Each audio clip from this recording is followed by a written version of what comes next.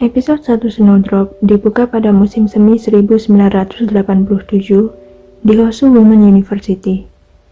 Kamar asrama 207 adalah rumah bagi tahun pertama mahasiswi En Youngro dan Yoon Sul Hee, serta siswa senior bernama Ko Hye Rong dan Ju Jong Min. Meja telepon asrama dioperasikan oleh Kye Bunok yang seumuran dengan siswa senior. Di tempat lain, anggota Partai Aimin, partai yang berkuasa, bertemu untuk merayakan ulang tahun ke-30 masyarakat Dongsim. Yang hadir adalah Sekretaris Jenderal Nam Tae-il yang menempati peringkat kedua di antara anggota partai. Dalam perebutan kekuasaan dengannya adalah En Chang-soo, Direktur Badan Perencanaan Keamanan Nasional atau ANSP, yang berada di peringkat ketiga. Setelah pertemuan itu, Nam Tae-il dan En Chang-soo bertemu dengan Presiden Partai Aimin berbicara tentang kemajuan operasi Phoenix. En Chang-soo menguraikan rencana untuk menculik Profesor Han Il-suk, otak di balik partai oposisi, dan membuatnya tampak seperti partai oposisi beroperasi dengan dukungan Korea Utara. Gedung Cosmos Toys adalah bagian depan markas ANSP, di mana agen Juhana datang untuk menemui kepala ANSP, An Gyok-hwi. Juga ada agen Lee Gang-mu, harimau hitam legendaris yang telah kembali dari Jerman untuk mengejar mata-mata Korea Utara yang disebut sebagai Sungai Taedong 1. Di tengah rapat, Gang-mu terguncang oleh kehadiran Hanna, dan dia juga tidak terlihat senang melihatnya. Hanna tiba-tiba menembakkan pistolnya hampir mengenai Gang-mu. Dia juga memaksa untuk masuk ke tim Gang-mu. Malam itu, beberapa mahasiswa pasca sarjana, termasuk Im Suho dan Oh Gwang-tae, mengadakan barbeque di atap. Suho adalah mahasiswa pasca sarjana yang belajar ekonomi di Universitas Berlin dan telah kembali ke Korea untuk makalah tesisnya. Di tempat lain, segerombolan mahasiswi termasuk Youngro dan Hye Rong berlari sekuat tenaga. Mereka harus kembali ke asrama tepat sebelum pintu ditutup jam 9.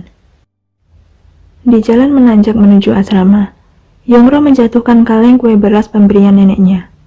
Dia pun terpaksa kembali turun untuk mengambilnya. Akibatnya, Youngro terlambat masuk asrama. Pintu utama telah dikunci dan tidak ada pintu lain untuk masuk.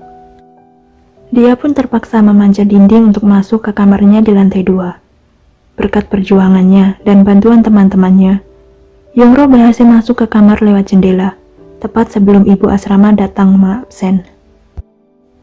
Jika saja Youngro terlambat sedetik pun, bisa-bisa dia dan teman sekamarnya diusir dari asrama. Keesokan harinya, Youngro membantu Bunok menjadi operator telepon.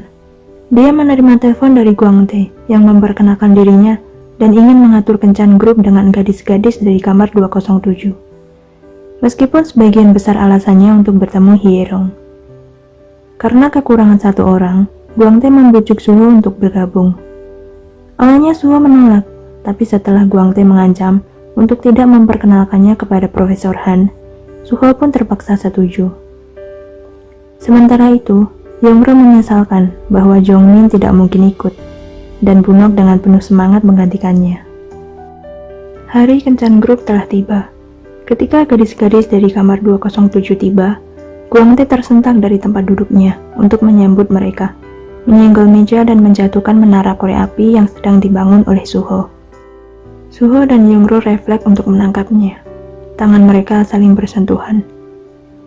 Bunok bergabung dengan gadis 207, berpura-pura menjadi mahasiswi, memperkenalkan diri dengan nama Gye-song.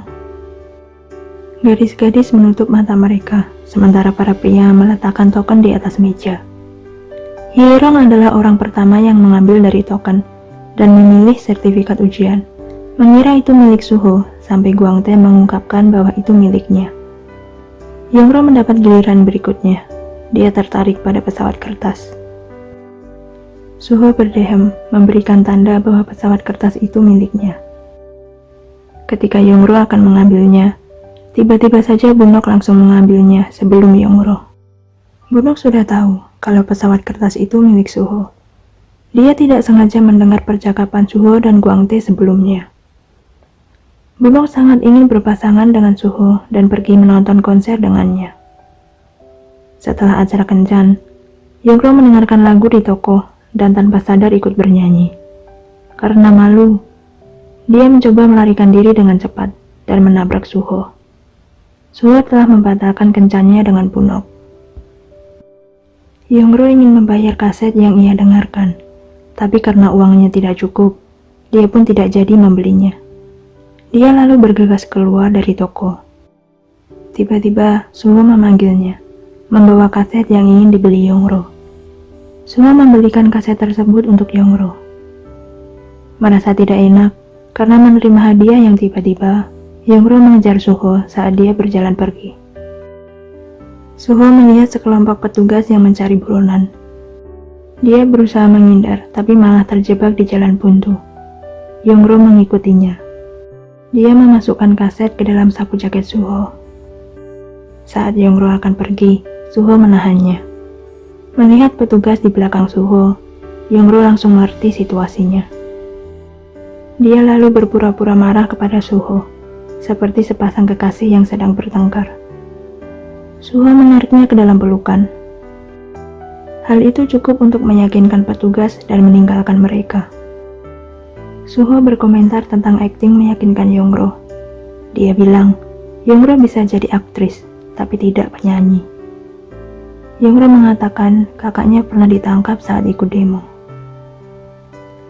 Suho mengikuti Yongro yang akan pergi. Dia memberikan kaset dan berterima kasih karena telah membantunya.